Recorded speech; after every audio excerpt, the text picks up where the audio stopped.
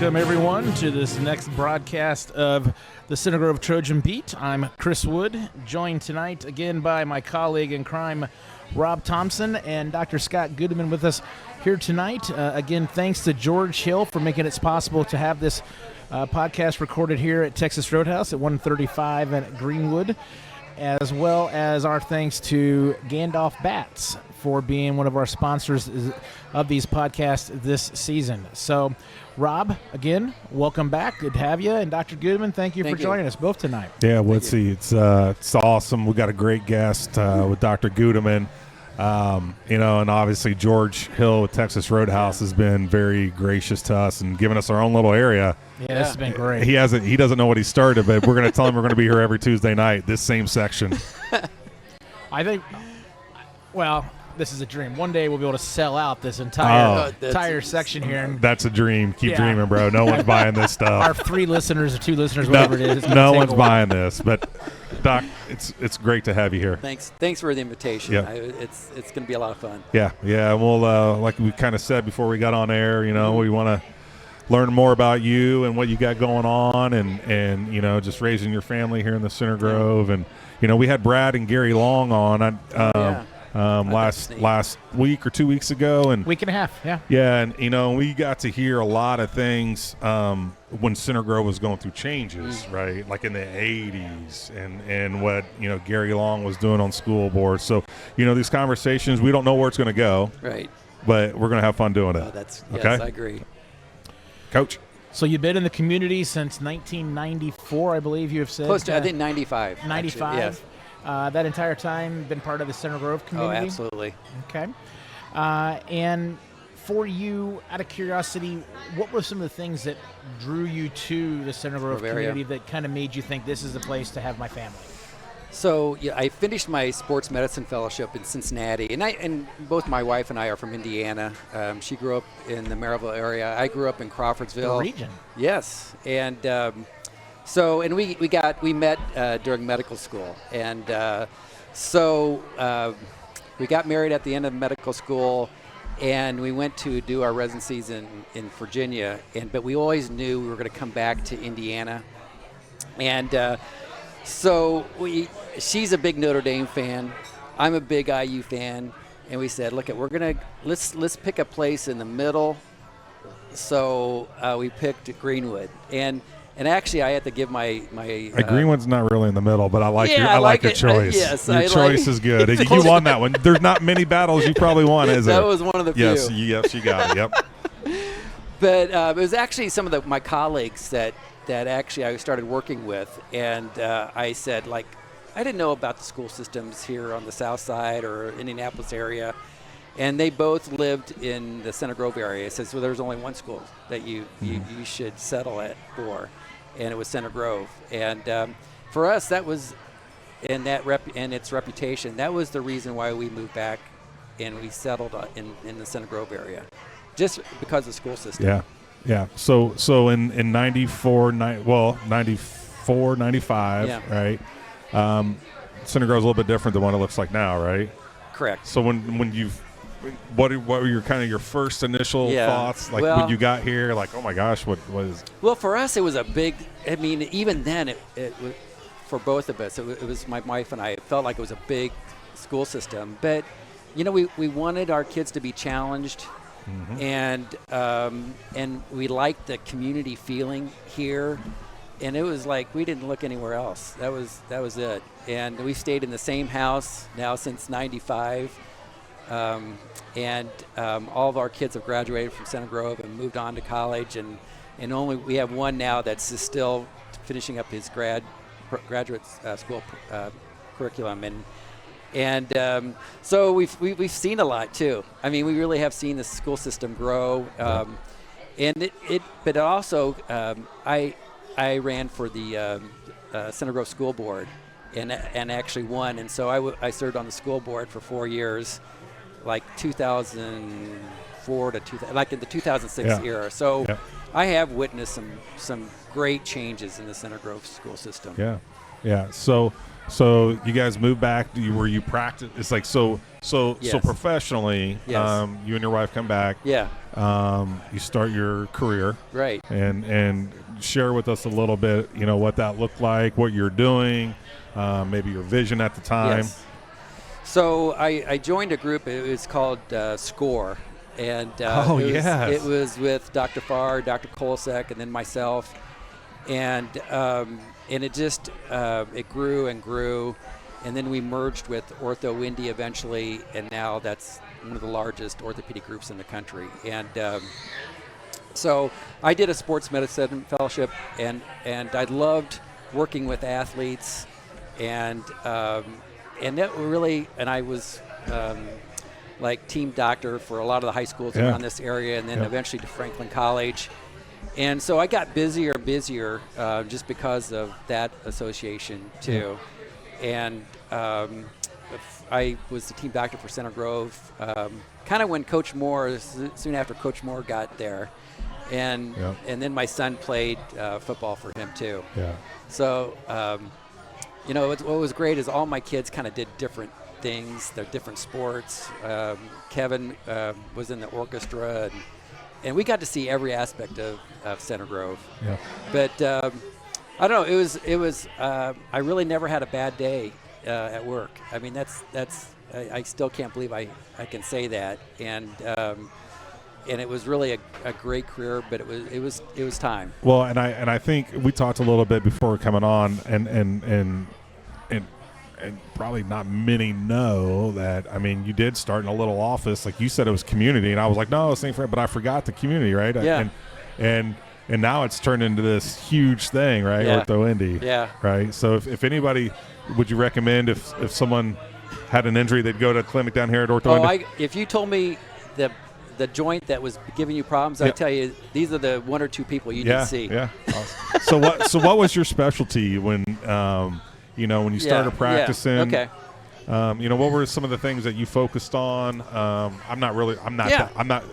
Coach is a smart one. I'm not really that smart, so I don't know how the medical world. But what were some what did you guys focus on? So my first 10 years of practice, I really did general orthopedics. Okay. And took ER call, and you want to be the fastest way to get busy is just to see general orthopedics, and so I did that, but still my focus was still sports, and eventually isolated my practice to shoulder and knee problems. So I saw a lot of shoulder problems with especially like pitchers and throwing athletes. Yeah.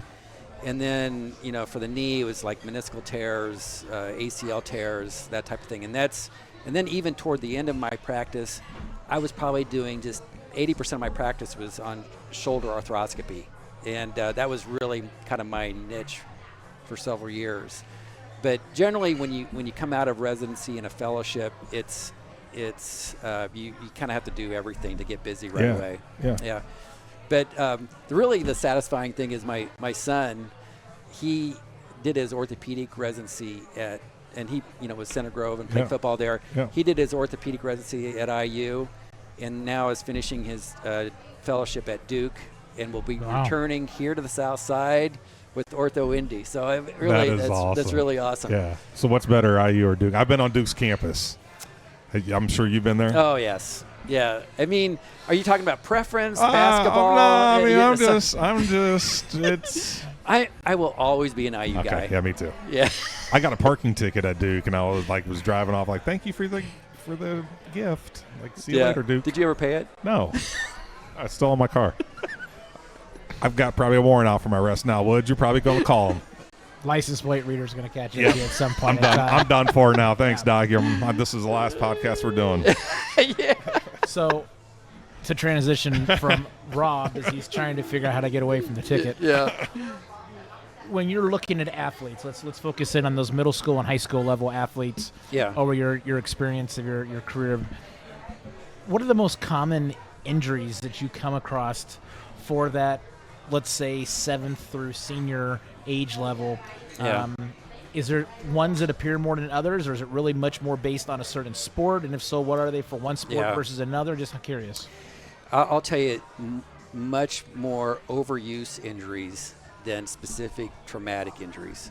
And these are, especially in the kids that are decided to play one sport, and they play that same sport all year, and those are the ones that usually get those type of injuries. And luckily, a lot of it is just rest, maybe some physical therapy, taking anti-inflammatories, all those type of things. Usually that resolves it, but it's a hard sell sometimes to get these athletes to slow down. Yeah. Are you able to have that straight conversation with parents that this is because they're doing more of one sport or so dominant one sport, and how do they handle that, or do you have to tread that very carefully? It's a very careful conversation, but I'm obligated. I have to focus on the athletes, wellness.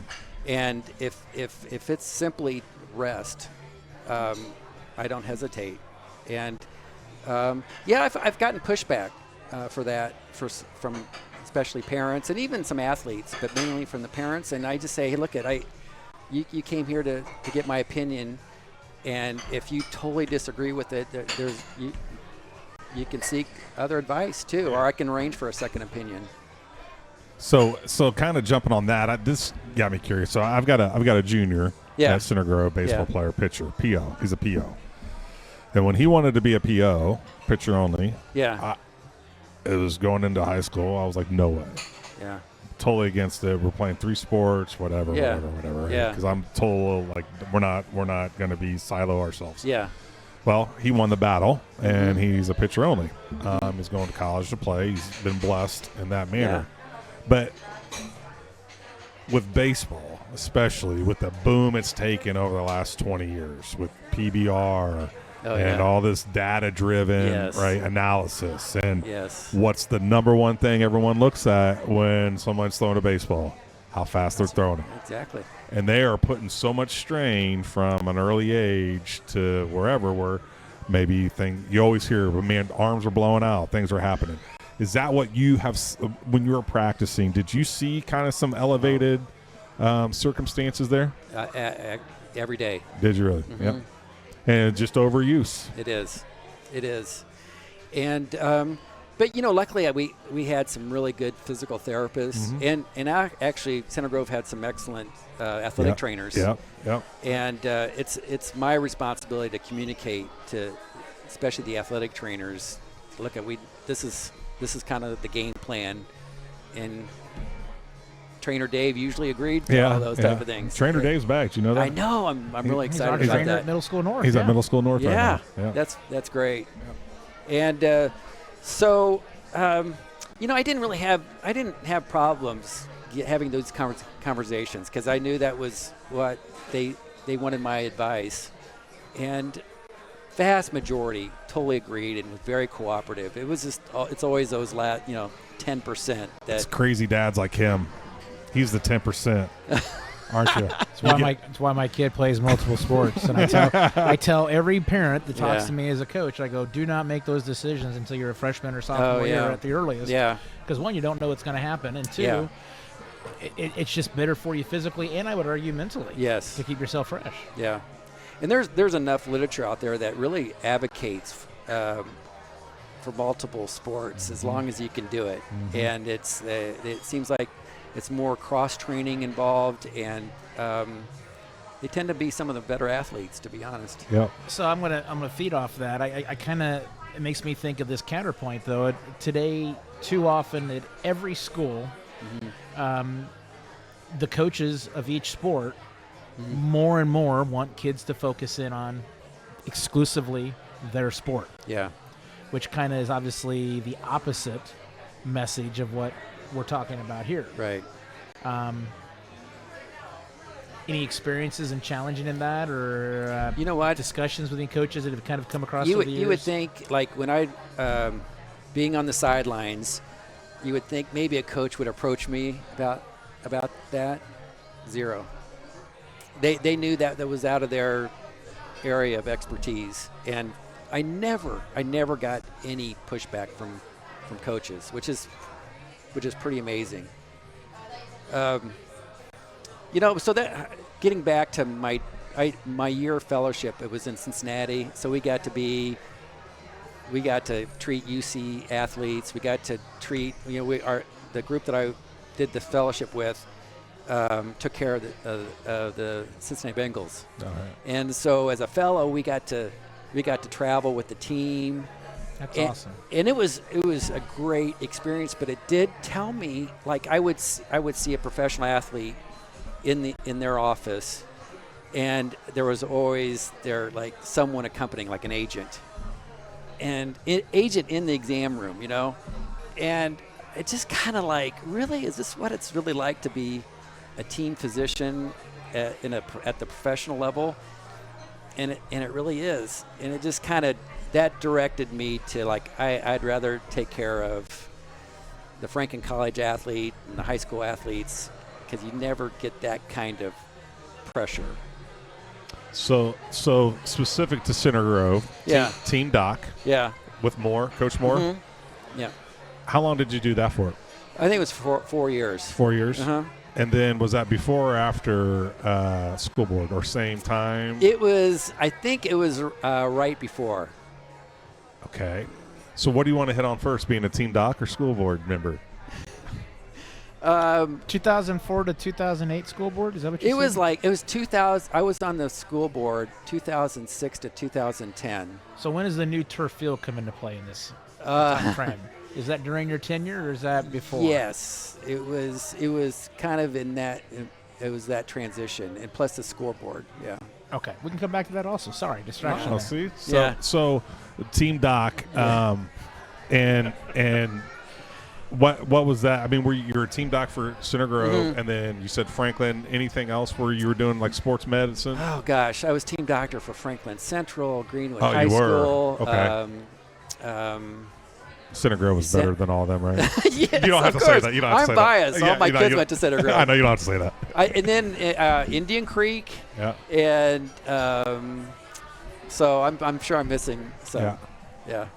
And so then with that, school board, you're doing school board. What made you, because now, I mean, you probably have to get an award for being a school board member because it's so much grief you probably get. Yeah.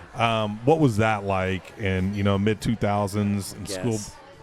So during my tenure there, 2006 to 2010, the state was there was budget cuts. Yeah, that was the big $300 million cutback by Mitch Daniels era? Yes, I believe so. And school systems had to let go of some teachers to get to meet that, state budget. And so I always knew it was going to be a challenging school board meeting when we had to meet in the auditorium, because there were so many people, passionate about their school system, and you just had to take it. Yeah. You had to hear, just listen to their complaints, look them in the eye, and just have a response for them. And I'm telling you, I said, what the heck am I doing? Yeah. And but it was, I learned a lot. I really learned a lot from it. I had even more respect for the school system, but one term was enough for me. What's the most insightful thing you learned from that experience of being part of the school board? So there's always another side of the story, and you always have to kind of consider that. But you know what? It also taught me that there's certain guidelines that all school boards have to follow. Like, for example, I think maybe at Center Grove there's 5 total school board members. So that means you could not have a conversation outside of that boardroom with 2 other members, because it'd be a majority. And all school systems really, really abide by that. Now, I'm kind of finding out that's a little bit different now in the current state of things. Yes, the higher ed section. Yeah. But it was mandatory that we had to follow that, and I agree with it. It. It should only be during board meetings when there's public participation, and then you can have a good forum. Yeah. But you don't do that stuff outside of the school board. What do you think, outside of insightfulness, what are maybe the things that you're most proud of during that time serving? so that we survived that budget cut. That really was the biggest deal to survive. Yeah. And I think it ended up we had to maybe let go of one teacher, but she got rehired like soon afterwards. Yeah, so you guys were able to work some things out. Oh gosh, yes. Yeah. Can you recall any of the, and you don't have to answer this, you don't want to, but as an educator in the Center Grove District, for full disclosure, Yeah. And also at Whiteland for a number of years, can you recall some of the things that were up for discussion for quote-unquote chopping block besides just staff? I mean, some of the things that were out there that were discussion, because people don't really understand how all those funds are really different. I know, funds. different funds. Yeah, capital fund is very different than something else. Yes. We had to think of everything possible that we could cut, and that not only included school teachers, but staff, and the other thing that we had is administration. We really that was probably even a bigger sector than a bigger area of cutting back than the one school teacher, and the administration. And I kind of think there was probably too many layers of administration at that point, and it lean. We made it more lean, and that's something that's another thing I'm proud of our school board for doing. So, school board. We talked about the curiosity question of the football field and the turf, and I can't remember. I think that was 2000. What year? Do you remember what year that came out? I mean, were you already on the board, or does it? No, it was. I was off. I was right. It was before. Okay. And just to that 2003, 2004. Yes. That yes. time frame. Okay. The new turf, the jumbotron scoreboard, all those things. And I was a Center Grove employee at that time through 2005, so I should Okay. have known that. And then I left and went to Whiteland. But then I went to Whiteland, and of course the whole deal was the turf, the craziest thing in the world to have the Yes. turf. Of course, every school in the district Now has it. Almost every sport. Yes. All your 5A, 6A schools have turf in some capacity, plus your secondary sports have it. But also the scoreboard, the jumbotron, as you're talking about, and that's Center Grove. Nobody has those, and of course, from an advertising standpoint, that's some of those things that brings in revenue to the athletic department. What was the perspective on trying to have something like that come in? Well, I'll be honest with you. That was the scoreboard was just one of many reasons why I ran. And at that point, I thought that was a little bit over the top, and the price that they were asking people in the employers to ask them for funds to finance that, and I thought it was over the top. And but now, fast forward 20 years, now it's like the norm. Yeah, that's true. But I just to be honest with you, I thought it was excessive at that time. So through your experience of having kids in the district, being on the school board, can you name a couple of educators that you've grown to be very much admiring of, the admiration of, that are either current teachers, previous teachers, people that just were like really those people you feel strong positive influences in the community? Yeah, I tell you what, the one that stands out, and one that all my kids, I think, maybe except for one or two, took his class was Mr. Frank. John Frank. Yep. And they said that they learned so much from him, and I would say that's the one that really comes out. There's so many Coach Dice. In his math class, he kind of did it in his math classes in a different way. I've heard that about Coach Dice. Yep. He would actually have them do the homework in class. Flip it. Yep. And I forget there's a educational term for that. Flip classroom. Okay, flip classroom. Yeah.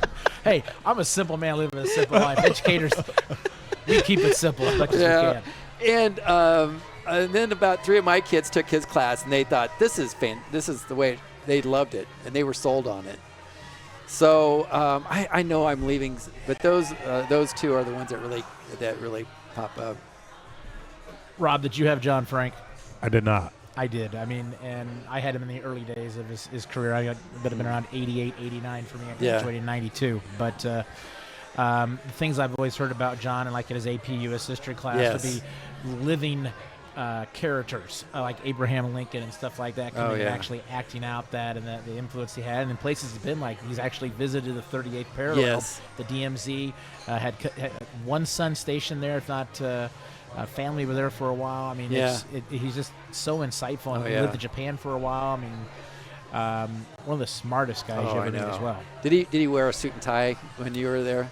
Shirt and tie every day, which would be very typical today. And now it's I think that's cool. Yeah, I ran into John this summer, the passing of a former Center Grove teacher. And I mean, he looks just like he did in those years. I mean, he's in great shape. He's on top of it. And he just got back from traveling like a 4-month cruise around the world. Wow, that's great. Yeah. You know, and I would say, you know, my oldest son who played football, he learned a lot from Coach Moore. I mean, he had some really some life lessons that he learned from him, and just talk about a motivator. They allowed the senior dads to be at go in the locker room that last game of their senior year, and I've never heard such a motivational speech before the game and halftime. I wanted to get out there and go at it, and so that's what you want in a school system, that you kind of have all different areas of excellence, and I think Center Grove really has that. Let's back up a little. Tell us a little bit about your family. You keep saying your kids and your family. Let's you know, and I know that you said you sent them all through Center Grove. Tell us a little bit about your family and your kids. All right. So we'll start oldest to youngest. Andrew is about 32, and I think he graduated in 2011. There's going to be a test after this. Yes. So you I'm better going to get do the range. Yeah, okay. Yeah. Just do a range. Okay. Yeah. And so he went to IU School of Medicine, and then did his orthopedic residency at IU, and then did the fellowship at Duke. So he's coming back and starting, like I said earlier. And then Kevin he went to Purdue, and he's a commercial pilot for Republic Airways. Wow. And then Colleen, my co-campaign manager, she's a partnership marketing manager for the Colts organization. Awesome. And she was previously she did her marketing with Madison Square Gardens. And so she returned to Indianapolis and just got married last year, and they live in downtown Indy. And so she's been with the Colts now for 2 years. Awesome. And then Brian, he's our business guy. He he graduated at IU in finance at Kelly, and now he works in Chicago for Alvarez Marcel. It's a kind of a big.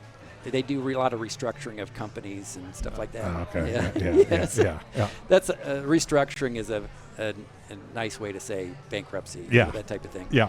And then John is finishing up. He's will graduate in I think July, and he's going to be a physician assistant.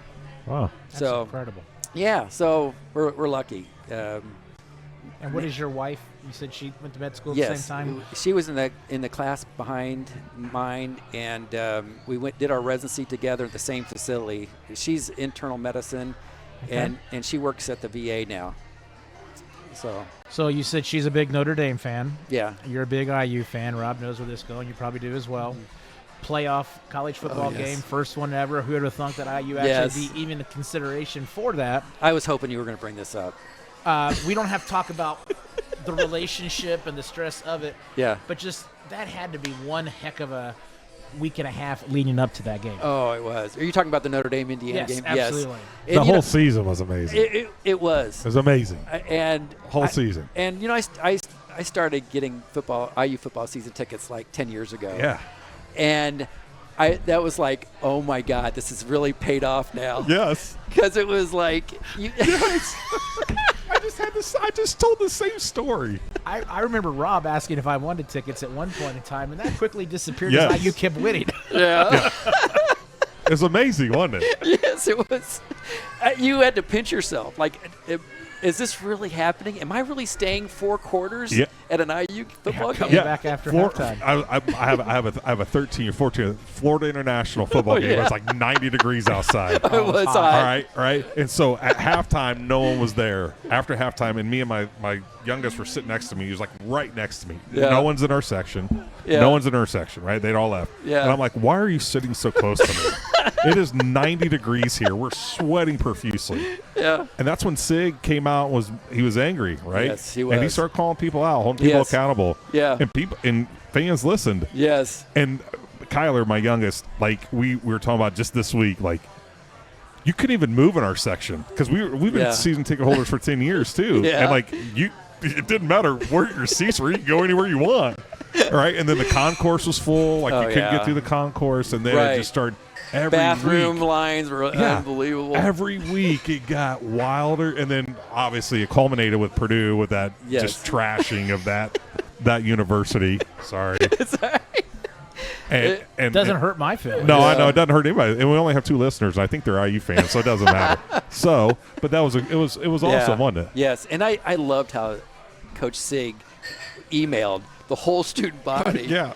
And got him like fired up and like, we can stay for the full game. You should stay for the full game. That's the closest to a Bob Knight personality there is in terms of feeling like you're going to do what I expect. You're going to have success. Well, this is on you as much. I think with him though, and you've probably seen a lot in your, in sports at all the different levels. I think Sig just kind of has like a pinch of just belief, like he can make you believe, and then it's like one little thing, then he says something else, like he says some outrageous things, but there's like those little things you're like, oh my gosh, like he said this was going to happen, I know, or he believed this was going to happen, and it's just it was a wonderful fall. It was wonderful fall down in Bloomington. I knew he was special when it was the spring game, not this past one, but the one before the season started, the magical season.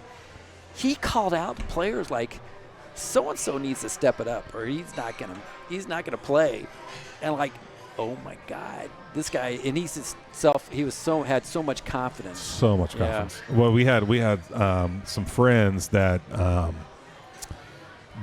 had a meeting with Coach Sig when he took the job. Their son was being recruited, and I'll briefly tell the story, but he mentioned that they were going to be Michigan and Ohio State, and the dad's like how?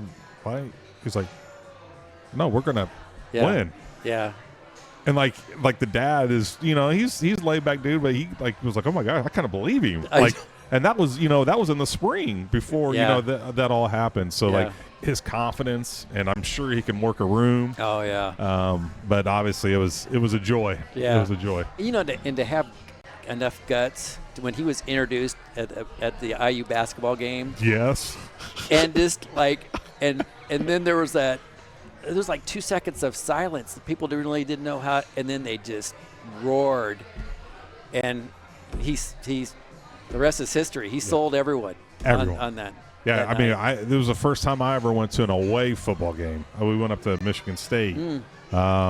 And they put a thrashing on those dudes, and that whole stadium, like I got goosebumps. I mean, it was just. That was the best game of the year in terms of thumping somebody. Yes. Well, and it started slow. It was like the first time I think they had maybe trailed in the first quarter or given up a touchdown, and like we're all like it's the typical IU Here football. we go. IU football gonna go. Everything's gonna go down the drain. Big Ten season, right? And then they just came out and just put a and then Sig came down in the end zone, and he was like. Go IU! Go IU! It was awesome. It was a great day. Great day. Thanks for bringing that up. He did that at Northwestern too, where it just got the IU crowd going there. And it's like it's not even a chant for IU, but now it is because it's like go IU. He's just so fast with it. Love it. So anyway, all right, what's the back on track. Chris Wood, Rob Thompson, Dr. Scott Gudeman with us here at Texas Roadhouse again tonight, sponsored by Gandalf Bats. And Dr. Gudeman, when you kind of look to the Center Grove community, and we can talk about IU in bigger pictures as well here. Yeah. But looking at Center Grove in the last, 30 years, basically, in the community, what are some of those things that you and the family have always kind of seen as your staples that you've enjoyed going to, doing, memories that you have, something like that just kind of stands out as, that's why it's good to be here in the community? I would say just the events all the events, the games, the orchestras, performances, and just interacting with people that we still are really close with, even today. Even though our kids have moved on and left the nest, we still socialize a lot with that group. And just even here and looking at that Center Grove thing, where the 2008 state championship, where they were down like 3 touchdowns, and then those are the special moments where you really bond with other parents. And I tell you, it's a big suburb, this Greenwood area, but it still has that hometown feel to it. And I grew up in Crawfordsville. That's definitely a small town, and Nancy went to Andrean, so it wasn't Maryville, but it was Andrean, and she's had that same kind of feeling there too. And what do you think that is? I don't know. Sometimes I just kind of think it's a South Side personality trait where you just don't get, you don't boast about yourself, and you're just pretty, I think, humble, and we kind of like that environment. Yeah. Well, and I think too, what do outsiders say about Center Grove? Probably the opposite. Right. Well, but I mentioned anytime I run into someone who's from Carmel and they had kids about the same age as our kids, I bring it up. And I love it when they say, "Oh God, Center Grove." Yeah. They're good in everything, and I said, "Yeah, I don't shy away from it." I said, "Yeah, there's a reason. We had some great coaches, and we have great families here, and I think I don't hesitate to boast about it." Well, and I think one thing that over these podcasts that we've had, I went away for a couple of years. I went to Indiana State for a couple of years. They told me to go back home. So we'll that's off-air stories. Okay. But we all, a lot of people come back. Yeah. Right. They come back and they establish here. And I think you're right on it, is because there are leaders and there are people in our classrooms. There's people running businesses out here that are about other people. Yeah. Is that what you've experienced? Yeah, exactly. Through your 30 years? Yes. And the patients that I saw, and even the other schools, I felt we kind of shared something. Being on the South Side, and I don't know. Sometimes I feel like we have something to prove too. Yeah. And that might contribute to some confidence, which I think that's okay. Yeah, totally. And with boys coming up now in sports, you have to prove something every night. It's not you don't have a free night. No, you don't. You don't get a free night. No. Everyone's coming for you, whether you're good or bad. Right. And you're going to be in a dogfight. Right. Dr. Gudeman, kind of looking at what you're currently doing, some of the things that you're doing as you've transitioned a little bit more out of the medical world. Yeah. What are some of those interests that you have right now, and kind of what's in your future potentially? Okay. So that's a great question, and that first year of retirement was tough. You kind of lose your identity as a physician, but I said the sooner I get into something, the better for me. And there's a clinic called St. Thomas Clinic. It's down near Whiteland. Yeah. And it's a free medical clinic. And so I reached out to them and I said, you probably don't need an orthopedic surgeon to be in your free medical clinic. And they said, we see so many people with back pain, knee pain, shoulder pain. And so I started doing that. It's just once a week, and but it's been fantastic. It's been almost liberating. I don't have to worry about insurance because it's free, and the people are so appreciative. They're appreciative of anything that we can do. We may not have the biggest, things of free medication for them, but we try to get it. And the people there are just so dedicated to that. And that's probably was my initial project after retirement, is to do something like that. And it's really been great. And so I've been thinking about running for the Board of Trustees, IU Board of Trustees, for 3 to 4 years, and it just the timing was right to do it this year.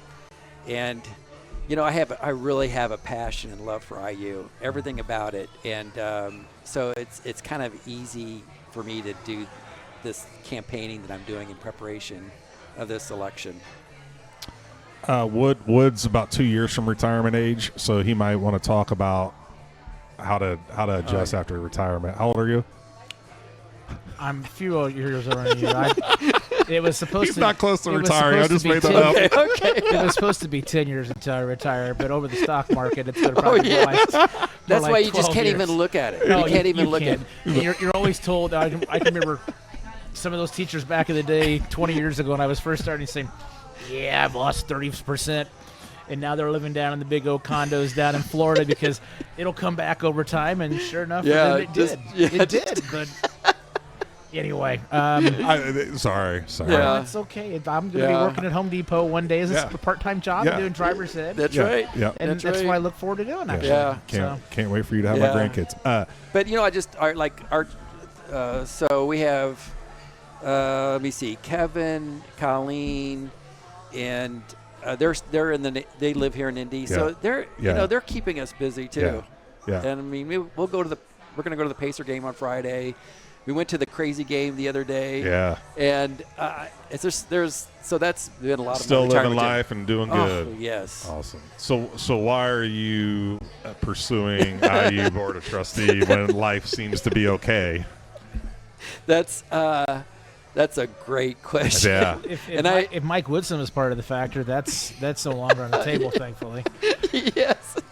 In fact, people, when they find out I'm running for the IU Board of Trustees, guess what their first question is to me? Can you give me tickets? Tickets. I was going to say, get rid of Quinn. But now it's football tickets.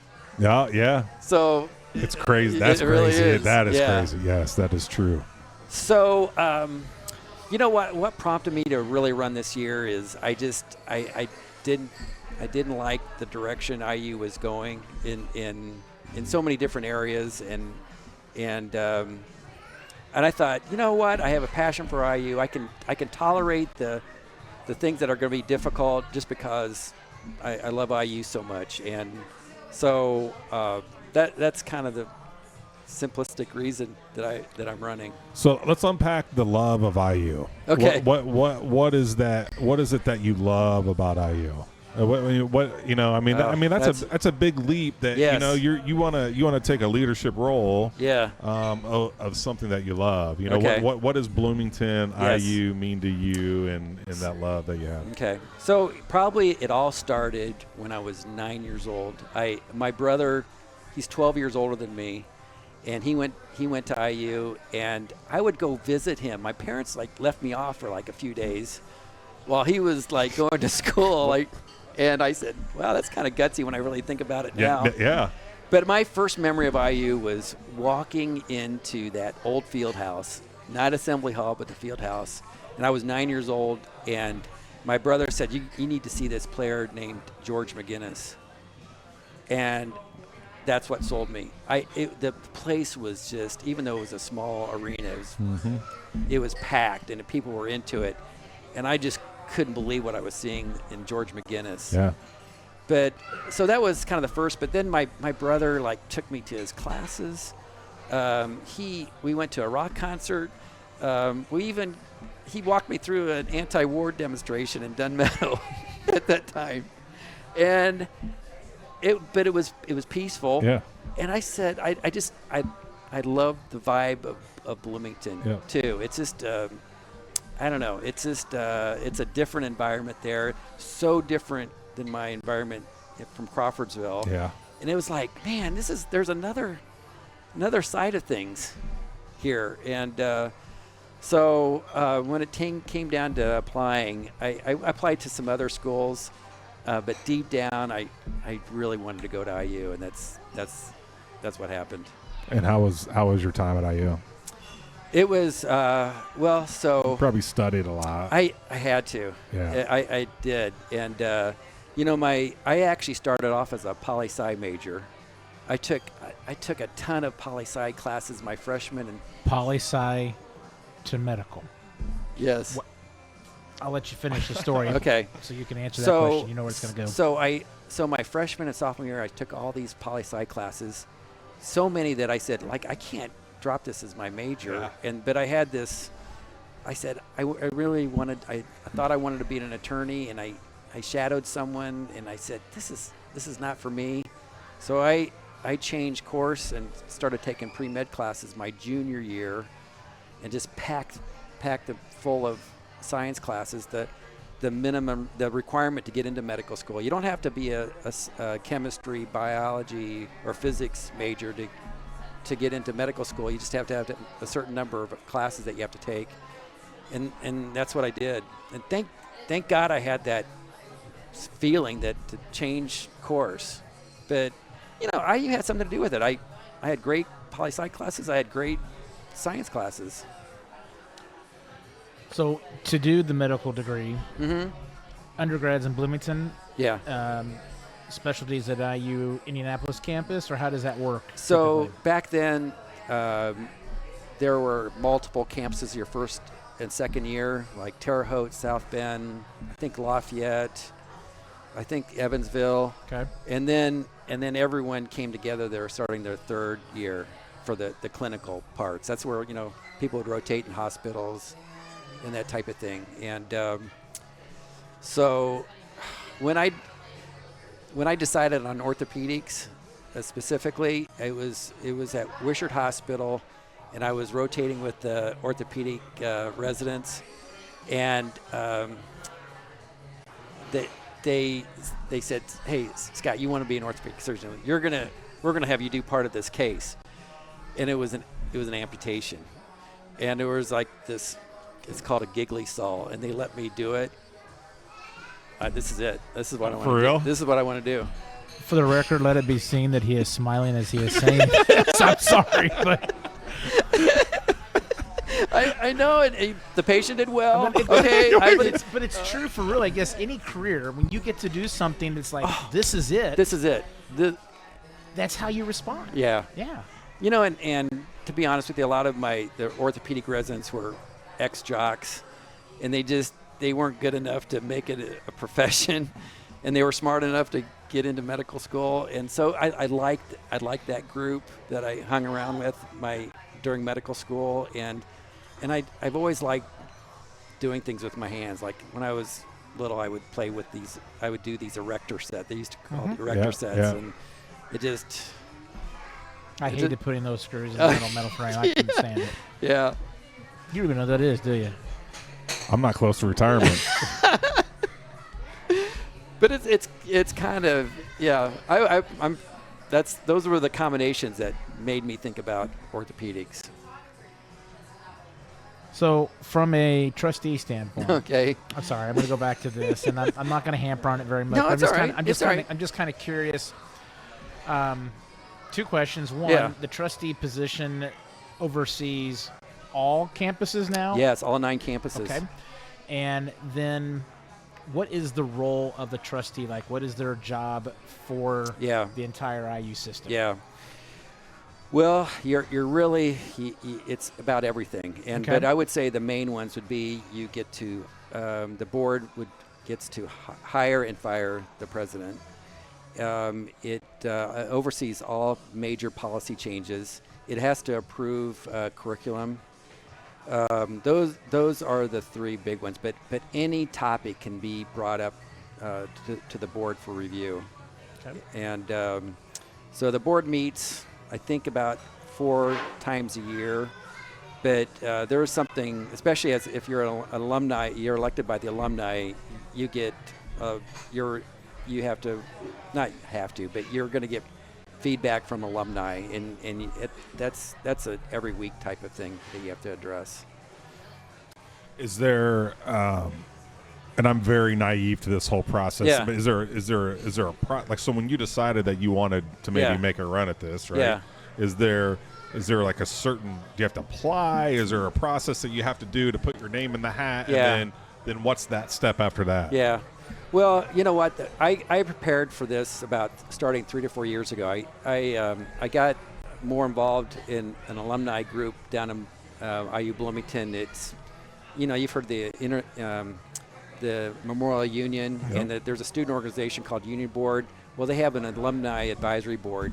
So I got into that, and then it just got busier and busier with it. So I felt like I could have been like maybe not up to date on what's really going on in Bloomington if I didn't do something like that. Yeah. And so I started doing that. And then to actually go through this process of being, you have to be first put on the ballot. So you have to get 200 signatures Okay. from IU alum to say, look, I support Gudeman. And then if you get 200 or more, you get placed on the ballot. And then, so the election starts June 1st and ends June 30th. And IU usually sends out some kind of email to all the IU alumni ever, okay? And telling them this election is upcoming. And then they send a link to vote starting June 1st. That sounds real logical, but unfortunately what happens is they probably don't have the most up-to-date email, and so part of my job is getting that link to them to vote for me. Yeah. How do you do that? Well, you have to kind of go for the big voting blocks. The big voting blocks were, for me, where I was in a fraternity at IU, Yep. and so the Greek system. My fellow colleagues at OrthoIndy, who a lot of them went to IU School of Medicine, Yep. or they went to residency at IU. So the Center Grove community, that's a big. Yeah. And so those are things that you kind of have to really kind of focus on. So with that, and we'll just go ahead and transition to this part of your life. Yeah. So what are you like? How are you getting your message out? Like what forms? We had a brief discussion via email, and you were like, "Hey, how did you find this out?" Right? Yeah. So I'm in sales, so I'm like, "Oh, he's fishing for something. He wants to know, right?" Yeah. So what are you trying to do? How are you getting your message out, and what is that message? I find I spend about 4 to 6 hours a day just on the phone. Do you really? And luckily I have kids that are really into social media, and that's really probably number one. I got a kid in social media also. Yeah. He is my dad. Touché. He's old enough. He's old enough to be my dad. So my son Brian and Colleen, they're working it, and that's probably was her Facebook post that you saw. Yeah.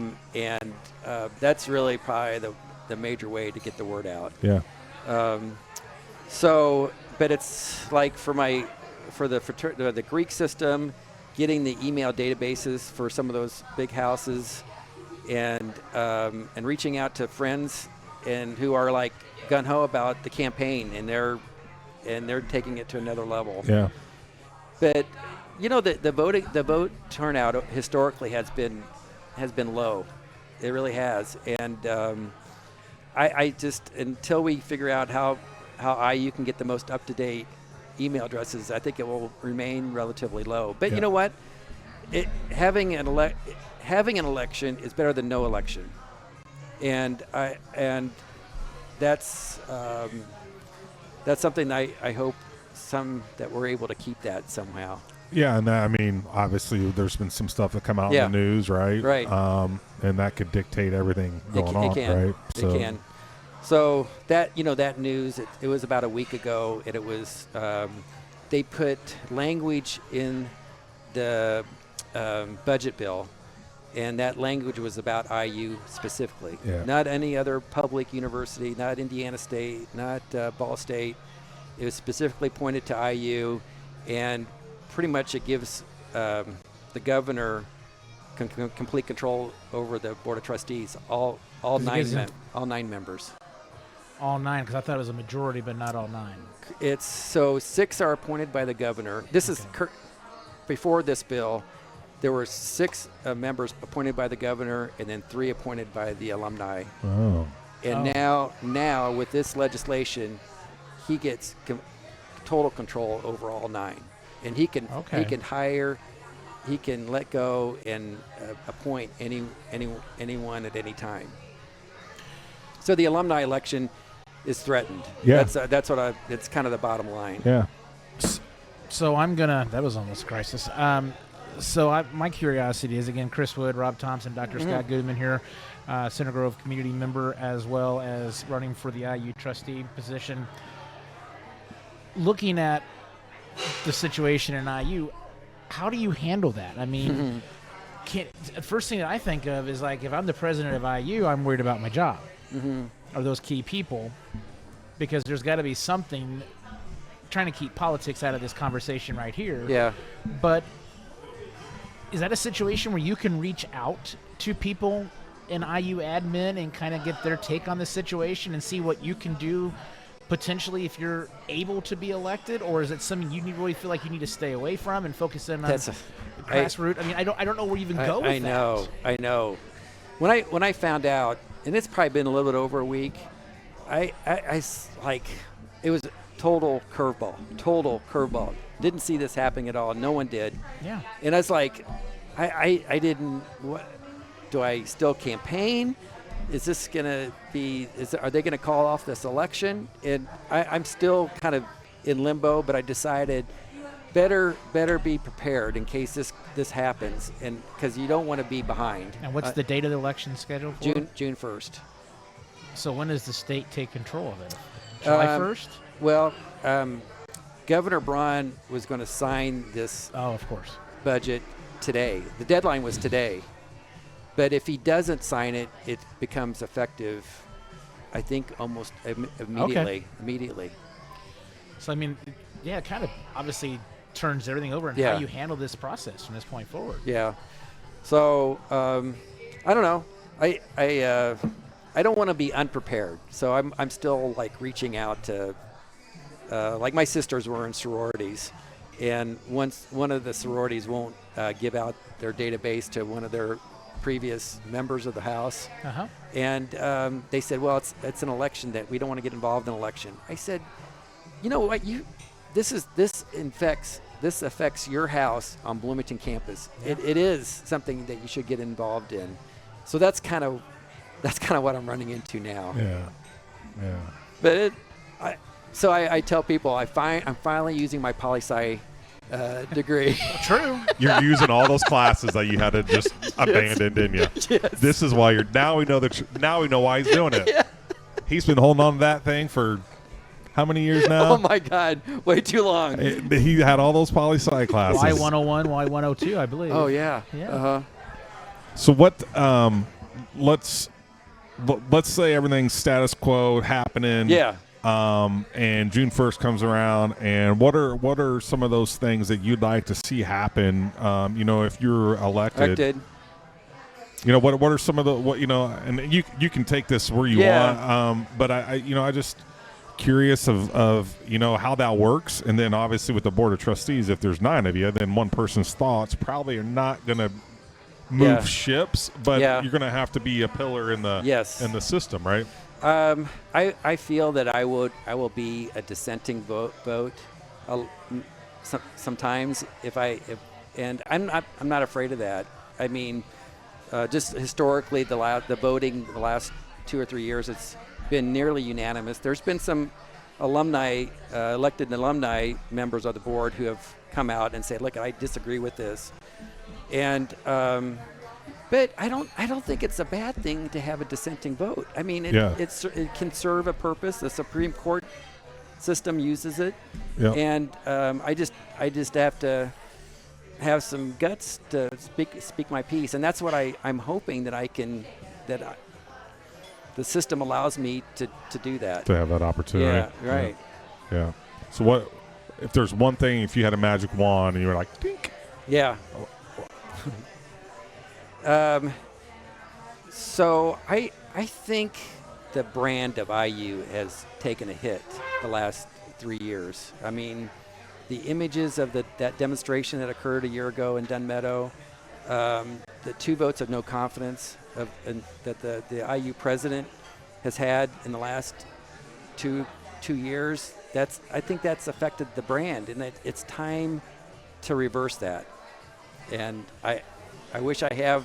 This is the game plan. But that's something that it's kind of high on my list. Yeah. So in these last few minutes here, Dr. Scott Yeah. Gudeman, I have a curiosity question. It kind of talks about brand, and I was reading an article, and you guys may have seen this. I guess the University of Kentucky, as much as I'm not a Kentucky guy, has actually in the process of separating the Kentucky athletic program from the university. Yep. Yes. Yep. I don't know a lot about it Yeah. in terms of the ins and outs of it, but I know there's reasons from I don't know how it impacts academics or anything.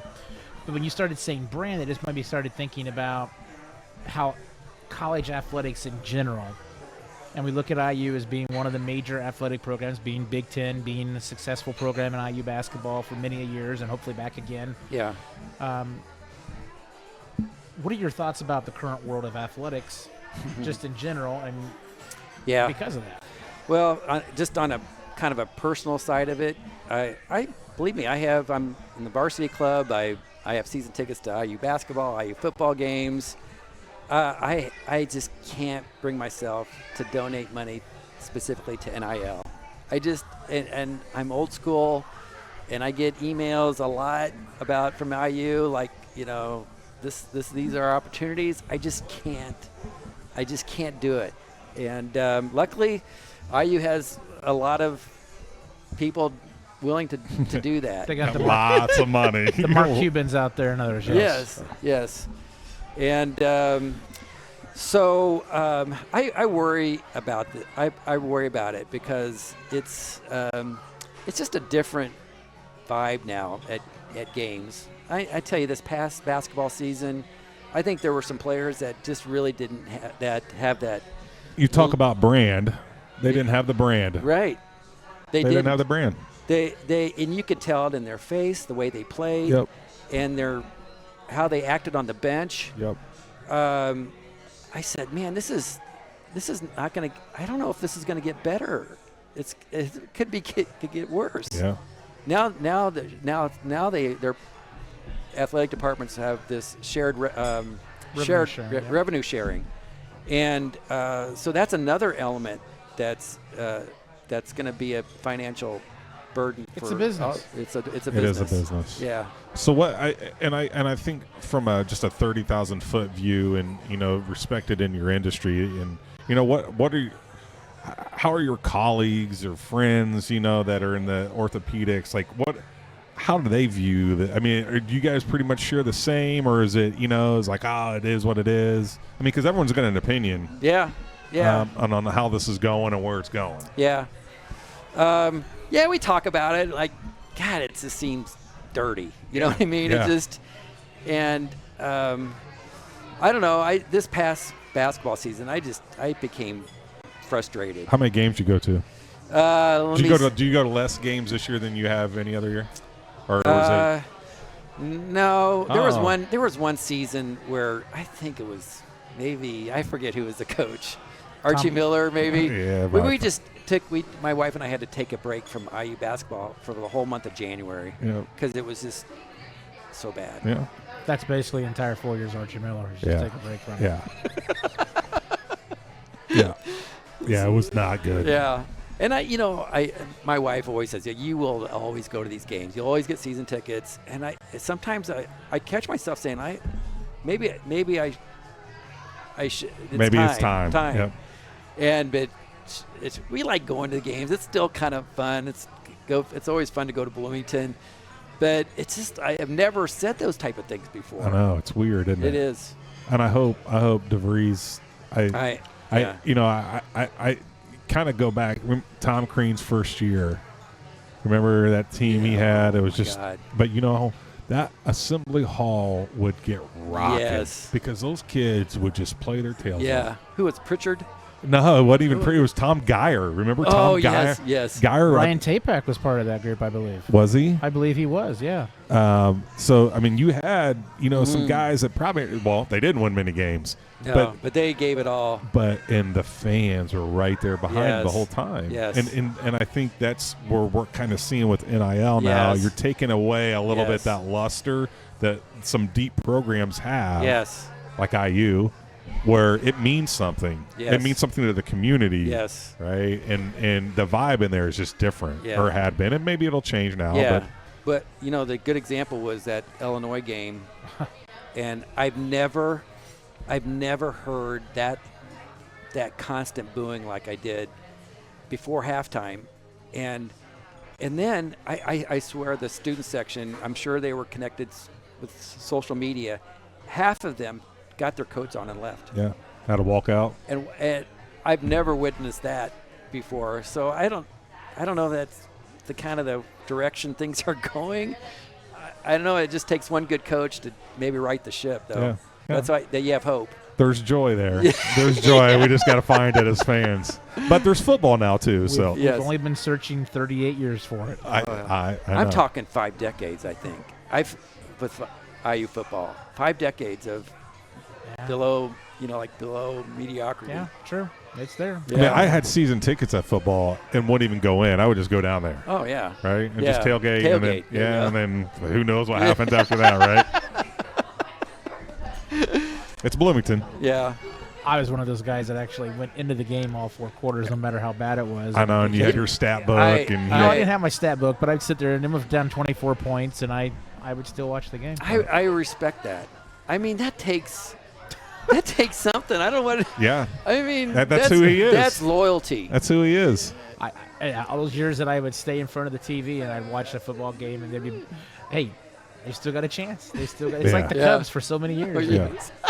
It finally happened. Here's a great story, IU story, and it was the Purdue game, and I think my section, everyone was from Southern Indiana. Mm-hmm. Oh yeah. I'd call us the Southern Indiana Hillbillies, and I was the most northern guy probably, and so one of the guys they're carrying. I mean, the stuff that was happening in the stands was just mind-boggling, awesome. But anyway, awesome too. So yeah, it was so much fun, but.